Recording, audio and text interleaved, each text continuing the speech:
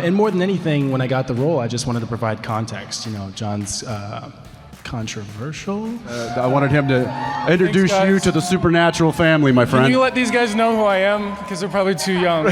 Don't think it's going to be fun and just take a bite of a hamburger, because then that's the next 15 years of your life. Whether or not we see Mr. Misha Collins, I would love it. I would love to see everybody back in some way, shape, or form. All right, congratulations, you guys. I think they're into it. Thank you. I think, yeah. I think you're into it, which is all that matters, I'm my already man. sweating up. Yeah. All right, so congratulations. Give them some love. So you guys came up with this during COVID. Most of us were doing like sourdough or, you know, like puzzles. We don't know how to bake, so. So when did you first start talking? Because you hadn't even wrapped Supernatural yet. We had 2 episodes left to finish season 15, and that's when the world shut down. So there we are, you know, barricaded behind our door and windows like most of us did, and we just started talking about, you know, what the expansion of Supernatural and its universe would ever look like. We know there's been some attempts before, and we started talking. I was like, you know what? I think I'd really like to see, like, the throwback to how mom and dad got together. And then she was like, oh yeah, now you're talking my era, 70s, 60s, like, let's go. And then we just started spitballing, and that's really how the train got moving. And then we said there had to be a Winchester. Yeah, I was like, look, if we're going to expand this world, it's going to help if there's a Winchester involved. And the Winchesters was literally just the working title for the longest time, and then we were like, well, why change it now? Right. We're already down this road. I will say that every time I get an email, it says it's TW, the Winchesters. Yeah. And it's funny because I have a friend of mine who has the same initials that I have in my phone as TW, and so I keep thinking that I'm getting an email from TW, my buddy, and which was funny because we eventually were going to need to cast the role of Samuel Campbell. Uh-huh. And so I kept having this TW in my head. And I was like, well, I have an idea. What if we just make it TW? I'm on board with this. So I got a surprise for you guys. Introducing the guy playing her father, my grandfather, Samuel Campbell, Mr. Tom Welling.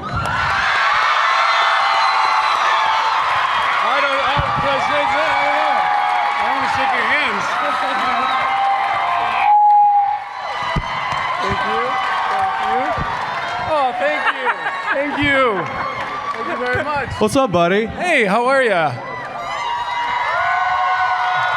This is all Jensen's fault. I lost a bet. That's it. Which is why I'm here. Don't lose a bet to me. I'll bring you up on stage and embarrass the shit out of you. Yeah. Oh, we're really, really excited to have Tom. We knew we were going to need somebody to come in, and somebody with the power and the strength and the history, and obviously some of you may know that Tom and I go way back to a little show called Smallville. Yep. Coach. You can call me Grandpop now. That's right. Yep, I get to call you Poppy now. Yeah. So Tom's got to run. He's got a lot of responsibilities today, but I wanted him to introduce you to the Supernatural family, my friend. Can you let these guys know who I am? Because they're probably too young. Yeah, so Tom was in a show called Smallville, where he played Clark Kent, a.k.a. Superman. Yeah. Well, I'll see you guys in a couple days. Thanks for having me. All right, Tom. Thanks, bud. See you, bud. Thank you. See you, T-Dub. See you, T-Dub.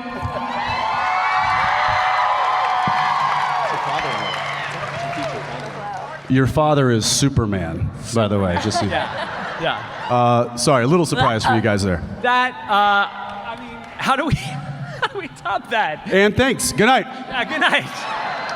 So what they just saw today, this episode, how close is it to the idea that you kind of started with? I always wanted to narrate it because I thought that would just be a nice tether to the mothership, as we lovingly call Supernatural. And I just thought it was, you know, if we could do a supernatural version of essentially How I Met Your Mother, and He loves that show. Okay, all right. Look, it was on for a long time for a reason. Leave me alone. Says the guy from a 15-year show. This is true. But listen, it did go through some different variations of a theme. There's some new characters and so on and so forth, but they came to me with this idea that felt very, exciting. And it's all the bones right there. It really is, how can we tell this story from a slightly different perspective? And I signed up just for the chance to finally meet Jensen, and I just met him backstage. Right, yeah. He's so nice. He smells like baby Jesus. It's incredible. I have to go home with this man, Robbie. Come on. Someone needs to go home with Robbie. Thanks, guys. Good night. I had a good run on the show. One of the first conversations that we had, because I know everybody here is obviously a Supernatural fan, but so are these two kids up here, and these two new kids too.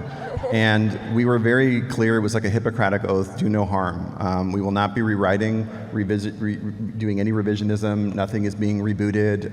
We are not going to have, as Jensen likes to say, the Sam and Dean Polaroid from Back to the Future fading.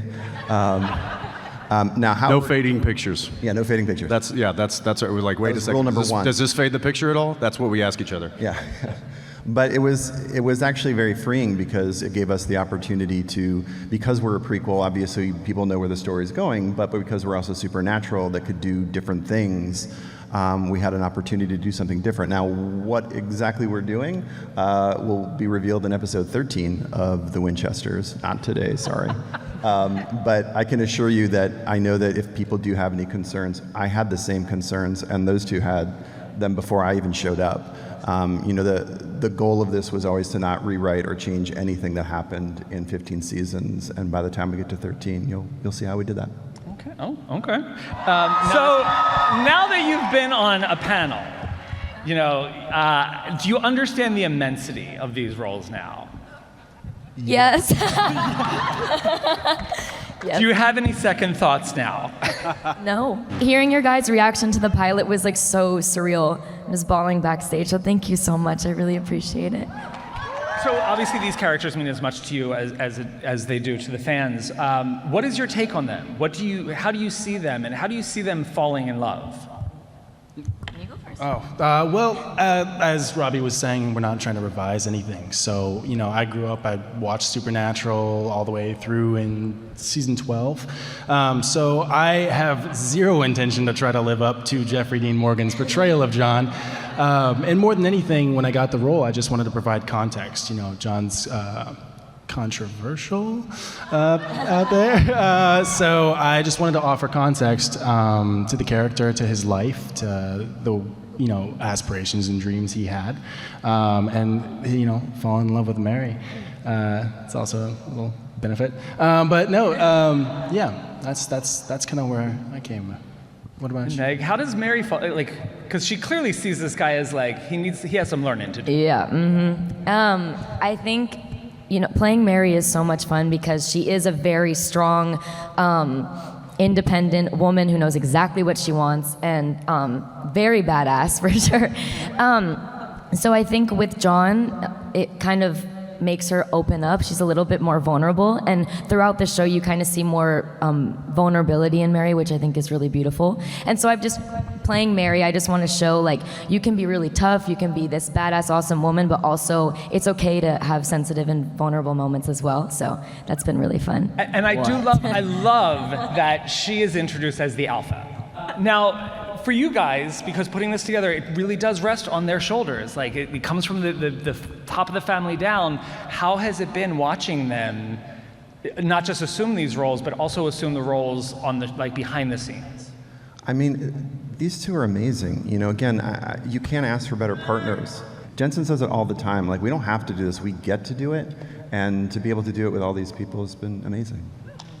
A dear friend of ours and a family member of Supernatural is directing Mr. Richard Speight. Speight's been giving me some updates, and the reviews are just glowing. In fact, he even specifically said some stuff that you were doing, Drake, on Friday night was just blowing him out of the water. And so I will say that yes, the Supernatural vibe is still being collectively curated by those that were there and know what it was originally. and that's important to all of us. So it's in the hands of those that love it the most. Correct. Yeah. Drake and Meg, have you endured any of the, well, back in my days in season 2, we had to use practical effects. Like, have you heard the stories from the elder statesmen? Yes. Yeah. 100%. We have 327 episodes of continuity, and it felt like an opportunity maybe for us to kind of do something that we hadn't seen before, while still embracing all 327 episodes warmly. We have a supernatural technical consultant who is obviously starts with these two, and then Drake has watched and has like the actual time code, I think, of some of the episodes. Episode 1. And then the Supernatural Wiki, if any of you guys have ever used it, Jules also has been helping us out as well, which has been really super cool. But you know, to answer your question though, like there's just people here. It's handcrafted. These are people who love it.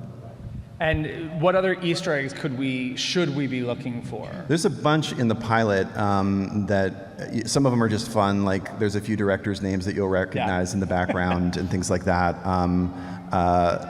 That's right, Kim Manners, Mr. David Nutter. I'm like the Easter Bunny. Like I like to put them all in. But now we have this incredible crew down in New Orleans who are either have watched it or starting to watch it. Like, oh, could you do this? Could you do that? And so we're like finding other little things that we can kind of have little winks at the audience. And Robbie does such a great way of putting those Easter eggs in, but not making them so blatant. Like when Mary says that they put a knife in her hand before she was old enough to hold it, is very familiar to, you know what, Dad? He gave me a 40 instead of thinking he gave me a 45. So there's a lot of little like kind of subtle Easter eggs too that we that I think are important, but also help really tell this story and move it along just the way that it did many years ago. Nice. And should we take their love of coffee as a thing to work with? Is this going to become a thing, like the coffee cup, or the black coffee and the too sweet coffee? Coffee's the new pie? Exactly. Yeah. Yes. Just don't eat. Just whatever you do, don't think it's going to be fun and just take a bite of a hamburger, because then that's the next 15 years of your life. So obviously people online and inline and out in the world, they're all very curious because the mothership was staffed with celestial characters who are timeless. They can go back and forth, and I think the one that they all want to know about starts with a C. Is Chuck. We will be bringing a lot of familiar faces. I think we can tell. I'm low-key excited about the next one, but whether or not we see Mr. Misha Collins, I would love it. I would love to see everybody back in some way, shape, or form, and I think we'll have an opportunity to do that, hopefully sooner rather than later. All right. Well, listen, you guys are amazing. Welcome to the Winchester family. Tuesday on the CW premiere. Thank you guys so much. Thank you to everyone here at the Winchesters. Have a great day, everyone. Thanks, Damien. Thank you. Test.